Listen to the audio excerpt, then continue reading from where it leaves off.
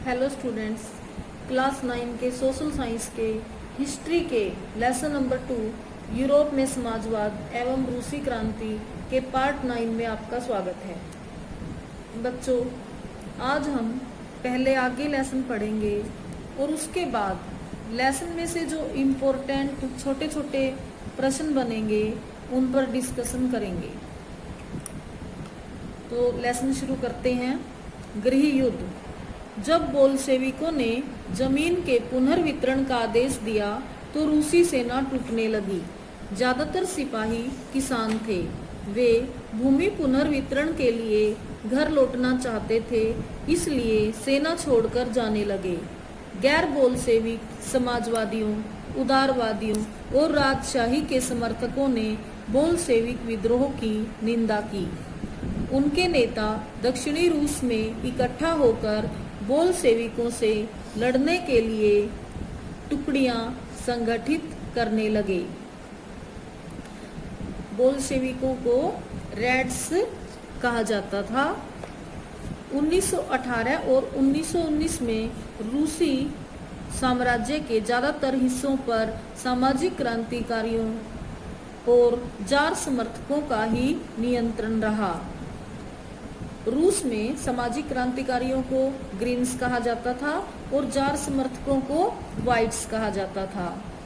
उन्हें फ्रांसीसी, अमेरिकी, ब्रिटिश और जापानी टुकड़ियों का भी समर्थन मिल रहा था। ये सभी शक्तियां रूस में समाजवाद को फलते फूलते नहीं देखना चाहती थी।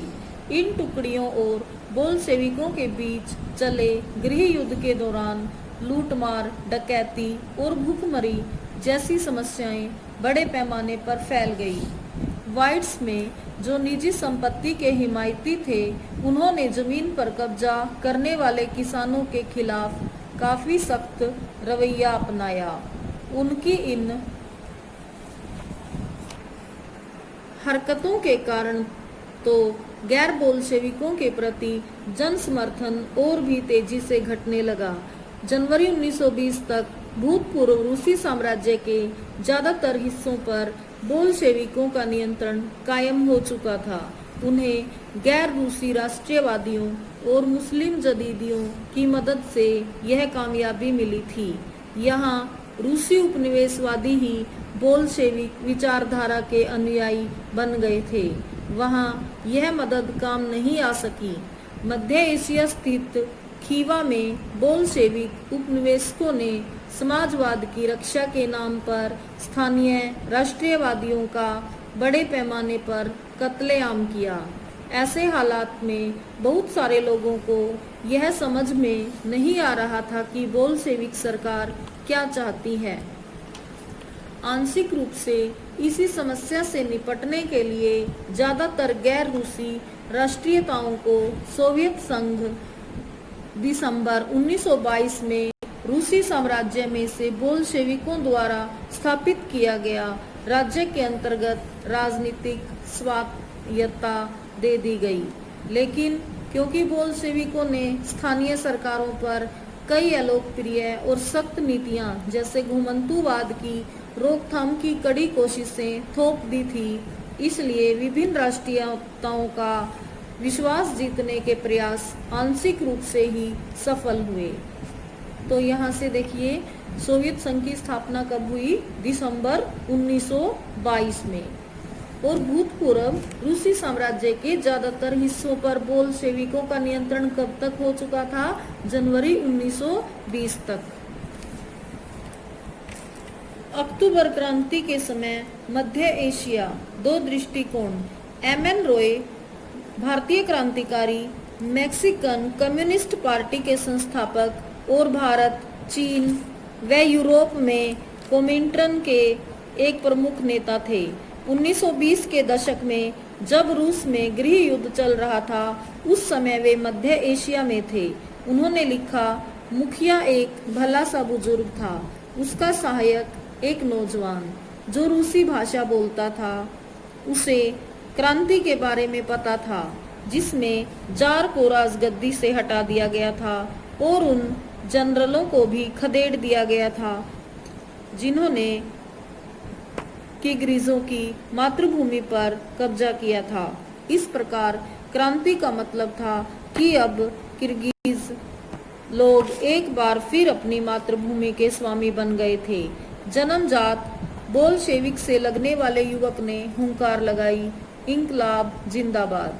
पूरा कबीला उसके साथ नारे लगाने लगा। एम.एन. रॉय, मेमोयर्स, 1964।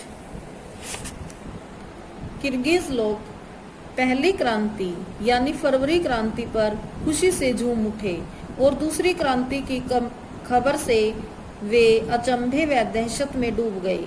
पहली क्रांति ने उन्हें जार के दमनकारी शासन से आजाद कराया था और ये उम्मीद जगाई थी कि उन्हें स्वायत्तता मिल जाएगी। दूसरी क्रांति अक्टूबर क्रांति हिंसा, लूटपाट, करों के बोझ और तानाशाही सत्ता की स्थापना के साथ आई। पहले एक बार जार के नौकरशाहों के छोटे से गुट ने किर्गिजों का दमन किया था, अब वही लोग उसी व्यवस्था को आगे बढ़ा रहे हैं। एक कजाक नेता 1919 अलेक्जेंडर बेनिग्सन एवं चांताल केलकेजे ले मोमेंट्स नेशनोसेज ले मुसलमान्स दे रूसी 1960 में उद्धृत। यहाँ से देखो बच्चों, भारतीय क्रांतिकारी मैक्सिकन कम्युनिस्ट पार्टी के संस्थापक कौन थे? इसका उत्तर हो जाएगा एम.एन. रॉय। समाजवादी समाज का निर्माण। गृह युद्ध के दौरान बोल्शेविकों ने उद्योगों और बैंकों के राष्ट्रीयकरण को जारी रखा। उन्होंने किसानों को उस जमीन पर खेती की छूट दे दी जिसका सामाजिकरण किया जा चुका था। जब्त किए गए खेतों का इस्तेमाल बोल्शेविक यह दिखाने के लिए करते थे कि सामूहिकता क्या होती है। शासन के लिए केंद्रीकृत नियोजन की व्यवस्था लागू की गई। अफसर इस बात का हिसाब लगाते थे कि अर्थव्यवस्था किस तरह काम कर सकती है। इस आधार पर वे 5 साल के लिए लक्ष्य तय कर देते थे। इसी आधार पर उन्होंने पंचवर्षीय योजनाएं बनानी शुरू की। पहली 2 योजनाओं 1927 से 1932 और 1933 से 1938 के दौरान औद्योगिक विकास को बढ़ावा देने के लिए सरकार ने सभी तरह की कीमतें स्थिर कर दी। केंद्रीकृत नियोजन से आर्थिक विकास को काफी गति मिली। औद्योगिक उत्पादन बढ़ने लगा। 1929 से 1933 के बीच तेल, कोयले और स्टील के उत्पादन में 100% वृद्धि हुई। नए नए औद्योगिक नगर अस्तित्व में आए, मगर तेज निर्माण कार्यों के दबाव में कार्य स्थितियां खराब होने लगी। मैग्निटोगोर्स्क शहर में एक स्टील संयंत्र का निर्माण कार्य 3 साल के भीतर पूरा कर लिया गया। इस दौरान मजदूरों को बड़ी सख्त जिंदगी गुजारनी पड़ी, जिसका नतीजा ये हुआ कि पहले ही साल में 550 बार काम रुका। रिहायशी क्वार्टरों में जाड़ों में शौचालय जाने के लिए 40 डिग्री कम तापमान पर लोग 4थी मंजिल से उतरकर सड़क के पार दौड़कर जाते थे। एक विस्तारित शिक्षा व्यवस्था विकसित की गई और फैक्ट्री कामगारों एवं किसानों को विश्वविद्यालयों में दाखिला दिलाने के लिए खास इंतजाम किए गए। महिला कामगारों के बच्चों के लिए फैक्ट्रियों में बालवाड़ियां खोल दी गई। सस्ती स्वास्थ्य सेवा उपलब्ध कराई गई। मजदूरों के लिए आदर्श रिहायशी मकान बनाए गए।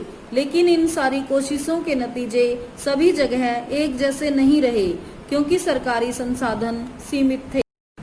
स्टालिनवाद और सामूहिकीकरण। नियोजित अर्थव्यवस्था का शुरुआती दौर खेती के सामूहिकीकरण से पैदा हुई तबाही से जुड़ा हुआ था। 1927 से 1928 के आसपास रूस के शहरों में अनाज का भारी संकट पैदा हो गया था। सरकार ने अनाज की कीमत तय कर दी थी। उससे ज्यादा कीमत पर कोई अनाज नहीं बेच सकता था, लेकिन किसान उस कीमत पर सरकार को अनाज बेचने के लिए तैयार नहीं थे। लेनिन के बाद पार्टी की कमान संभाल रहे स्टालिन ने स्थिति से निपटने के लिए कड़े कदम उठाए। लेनिन के बाद पार्टी की कमान किसने संभाली? स्टालिन ने। उन्हें लगता था कि अमीर किसान और व्यापारी कीमत बढ़ने की उम्मीद में अनाज नहीं बेच रहे हैं। स्थिति पर काबू पाने के लिए सट्टेबाजी पर अंकुश लगाना और व्यापारियों के पास जमा अनाज को जब्त करना जरूरी था। 1928 में पार्टी के सदस्यों ने अनाज उत्पादक इलाकों का दौरा किया। उन्होंने किसानों से जबरन अनाज खरीदा और कुलकों के ठिकानों पर छापे मारे। रूस में संपन्न किसानों को कुलक कहा जाता था। रूस में संपन्न किसानों को क्या कहा जाता था? कुलक। जब इसके बाद भी अनाज की कमी बनी रही तो खेतों के सामूहिकीकरण का फैसला लिया गया। इस फैसले के पक्ष में यह तर्क दिया गया कि अनाज की कमी इसलिए है क्योंकि खेत बहुत छोटे छोटे हैं। 1917 के बाद जमीन किसानों को सौंप दी गई थी। 1917 के बाद जमीन किसको सौंप दी गई थी? किसानों को। फलस्वरूप ज्यादातर किसानों के पास छोटे खेत थे जिनका आधुनिकीकरण नहीं किया जा सकता था। आधुनिक खेत विकसित करने और उन पर मशीनों की सहायता से औद्योगिक खेती करने के लिए कुलकों का सफाया करना, किसानों से जमीन छीनना और राज्य नियंत्रित यानी सरकारी नियंत्रण वाले विशालकाय खेत बनाना जरूरी माना गया। इसी के बाद स्टालिन का सामूहिकीकरण कार्यक्रम शुरू हुआ। 1929 से पार्टी ने सभी किसानों को सामूहिक खेतों में काम करने का आदेश जारी कर दिया। ज्यादातर जमीन और साजो सामान सामूहिक खेतों के स्वामित्व को सौंप दिए गए। सभी किसान सामूहिक खेतों पर काम करते थे और कोलखोज के मुनाफे को सभी किसानों के बीच बांट दिया जाता था। इस फैसले से गुस्साए किसानों ने सरकार का विरोध किया और वे अपने जानवरों को खत्म करने लगे। 1929 से 1931 के बीच मवेशियों की संख्या में 1/3 कमी आ गई। सामूहिकीकरण का विरोध करने वालों को सख्त सजा दी जाती थी। बहुत सारे लोगों को निर्वासन या देश निकाला दे दिया गया। सामूहिकीकरण का विरोध करने वाले किसानों का कहना था कि वे न तो अमीर हैं और न ही समाजवाद के विरोधी हैं। वे तो बस विभिन्न कारणों से सामूहिक खेतों पर काम नहीं करना चाहते थे। स्टालिन सरकार ने सीमित स्तर पर स्वतंत्र किसानी की व्यवस्था भी जारी रहने दी, लेकिन ऐसे किसानों को कोई खास मदद नहीं दी जाती थी। सामूहिकीकरण के बावजूद उत्पादन में नाटकीय वृद्धि नहीं हुई, बल्कि 1930 से 1933 के बीच की खराब फसल के बाद तो सोवियत इतिहास का सबसे बड़ा अकाल पड़ा, जिसमें 40 लाख से ज्यादा लोग मारे गए। 1930 और 1933 के बीच सोवियत रूस में जो अकाल पड़ा उसमें कितने लोग मारे गए? 40 लाख से ज्यादा लोग मारे गए। पार्टी में भी बहुत सारे लोग नियोजित अर्थव्यवस्था के अंतर्गत औद्योगिक उत्पादन में पैदा हो रहे भ्रम और सामूहिकीकरण के परिणामों की आलोचना करने लगे थे। स्टालिन और उसके सहयोगियों ने ऐसे आलोचकों पर समाजवाद के खिलाफ साजिश रचने का आरोप लगाया। देश भर में बहुत सारे लोगों पर इसी तरह के आरोप लगाए गए और 1939 तक आते आते 20 लाख से ज्यादा लोगों को या तो जेलों में या श्रम शिविरों में भेज दिया गया था। ज्यादातर लोगों ने ऐसा कोई अपराध नहीं किया था, लेकिन उनकी सुनने वाला कोई नहीं था।